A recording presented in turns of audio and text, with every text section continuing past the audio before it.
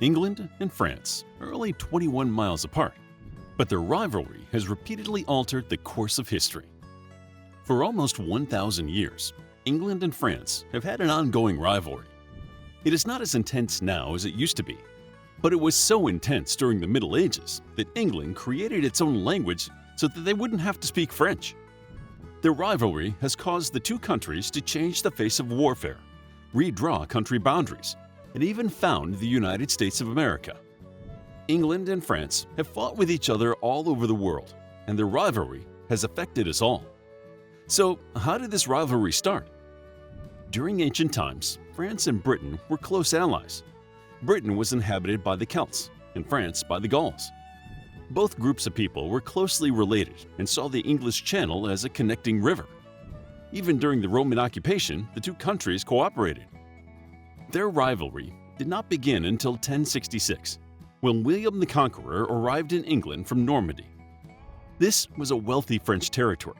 France was not a united country yet, and William believed he had a claim to the English throne.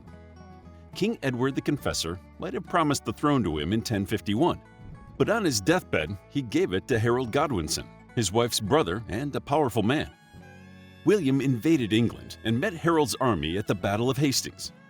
It was a bloody battle, even for the Middle Ages, but Harold died and left the way open for William to take the throne of England. He was crowned king on Christmas Day in 1066 in Westminster Abbey, and he spent the next 5 years putting down revolts. The Norman conquest officially ended the Viking Age in England and brought in French influences.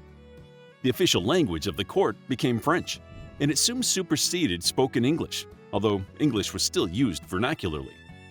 Tensions rose between the French and the English as the Dukes of Normandy balanced also being kings of England. They were both equal and subordinate to the French king, and this tension caused many small wars as the two countries disputed over land and power, culminating in the 100 Years' War. What was the cause of the 100 Years' War? The 100 Years' War was started by problems with the French throne succession. They believed that only males could inherit titles and royal positions, and King Charles IV died without brothers or sons. France now had a problem because there were two serious contenders for the throne: Philip of Valois and Edward III of England. Edward III was Edward II's and Isabella of France's son, making him the nephew of King Charles IV. Philip was Charles's first cousin, so Edward believed he had a stronger claim to the French throne. The French did not want an English ruler, so they claimed that because Isabella had had no right to the throne, her son didn't either. In 1329, Edward was not strong enough yet to continue the fight, but he paid homage to King Philip VI with the utmost defiance. It was clearly a homage given in word only. War was inevitable, but the two countries stalled until 1337, when Edward stopped paying homage and Philip seized English holdings in France. The two countries officially went to war over who had the right to the throne of France, but all the old tensions from the past 300 years had bubbled to the surface, fueling the call to war. Neither country intended for the war to last over 100 years, but it wasn't 116 years of constant fighting. The armies stopped in the winter, and there were gaps in the war that lasted for years. There are three major sections of the 100 Years' War: the Edwardian years, 1337 to 1360, the Caroline War, 1369 to 1389, and the Lancastrian War, 1415 to 1453. The Edwardian War ended in an English victory, although it wasn't as successful as Edward had envisioned. He wanted the French throne. He had even captured France's King John II. But a freak hailstorm ended his claim by killing 1,000 Englishmen. In the end, he signed the Treaty of Brittany. He was allowed to keep some lands in Gascony and keep King John captive, but he had to give back most of the other French land he and his son, the Black Prince, had captured. King John was eventually released as part of a hostage exchange, with his son Louis being one of the new hostages to arrive in England. He was supposed to be set free once France paid his ransom, but France was so weak that Louis wasn't able to be set free in 6 months as previously thought. After waiting for 3 years, Louis escaped prison. King John voluntarily returned to England in his son's place because he thought Louis's escape was dishonorable. King John died soon after in English captivity, and the 100 Years' War saw its first significant break. The fighting picked up again in 1369, when Gascony revolted against heavy English taxes. The Black Prince had increased taxes to pay for his part in the Spanish-Castilian Civil War. King Pedro of Castile had begged the Black Prince for aid against his half-brother and even promised to repay the prince, but he refused to pay after his victory.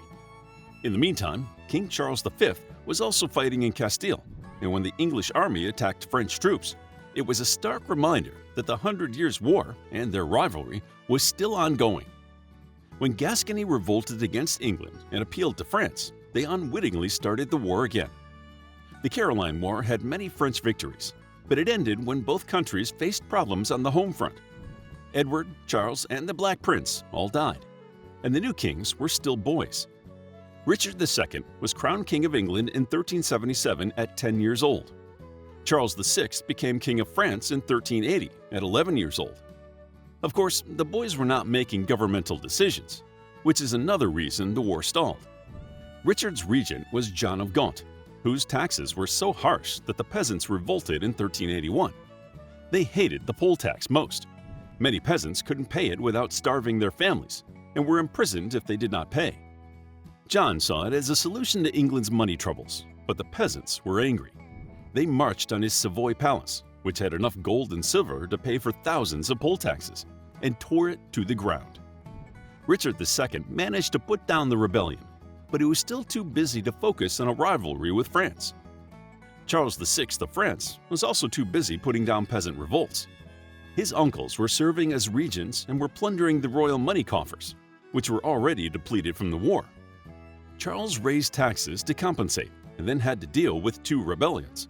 By 1389, the 100 Years' War had reached a stalemate brought about by discontent at home. The war did not start again until 1415, even though advisors in both countries were anxious to continue the rivalry. No king was interested until King Henry V took the English throne, and he dearly wanted the French throne for himself. He began goading the French, demanding land, money, and finally, the hand of Catherine of Valois, the daughter of King Charles VI. When France refused to allow him to marry Catherine, Henry V invaded. He is remembered in history as a great fighter, winning several English victories, including the Battle of Agincourt.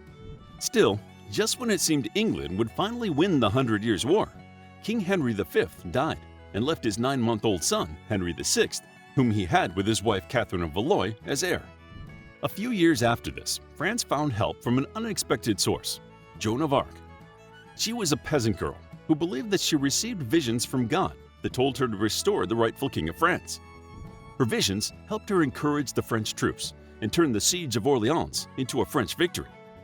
The 100 Years' War ended with a decisive French victory at the Battle of Castile. England fully relented their claim to the French throne as the Middle Ages finally ended. Did the rivalry outlive the Middle Ages? The 100 Years' War did not finish their rivalry. It lived on into the modern era. It intensified during the English Reformation, which started under King Henry VIII, when the Catholic Church would not allow him to divorce his wife.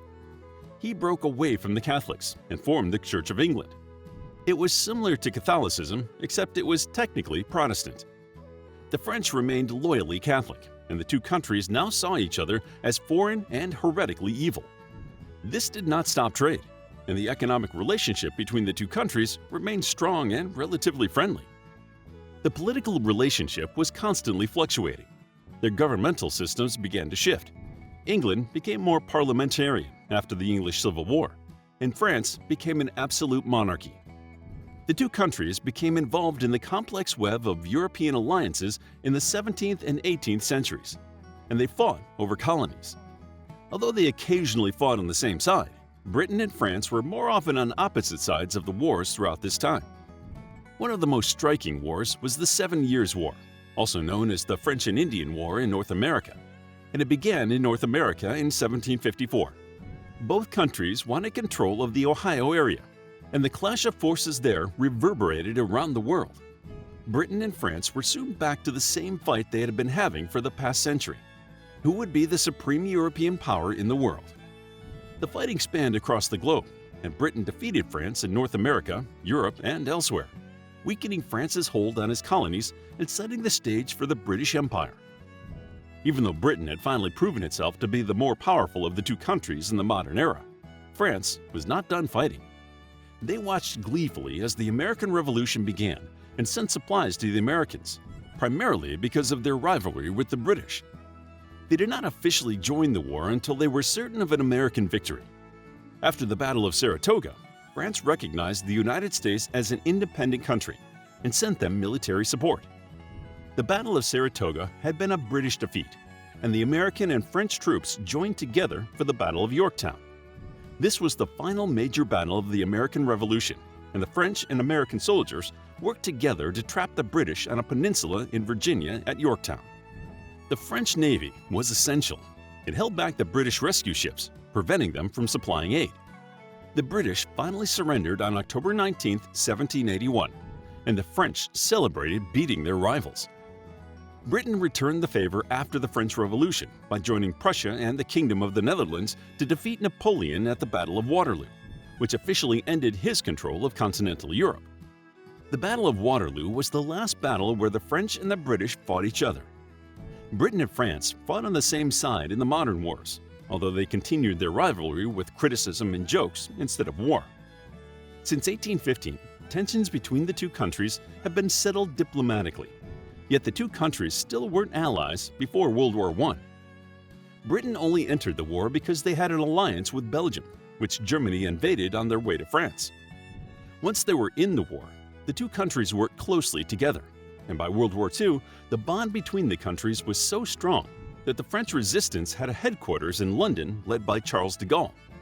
He named it Free France, and although it started with only a handful of volunteers, the resistance soon blossomed into a French national movement. The two countries have continued to work closely together in the present day, but their rivalry is not over. Conflicts, tensions, and crises continue to arise. However, they have never led to war between the two countries, showing that a fierce rivalry that reshapes history and revolutionizes warfare, culture, and language can settle into more friendly terms when given about 1,000 years to work itself out. To learn more about the rivalry between France and England, check out our book, The 100 Years' War, a captivating guide to the conflicts between the English House of Plantagenet and the French House of Valois that took place during the Middle Ages. It's available as an ebook, paperback, and audiobook. Also, grab your free Mythology Bundle ebook while it's still available. All links are in the description. If you enjoyed the video, please hit the like button and subscribe for more videos like this.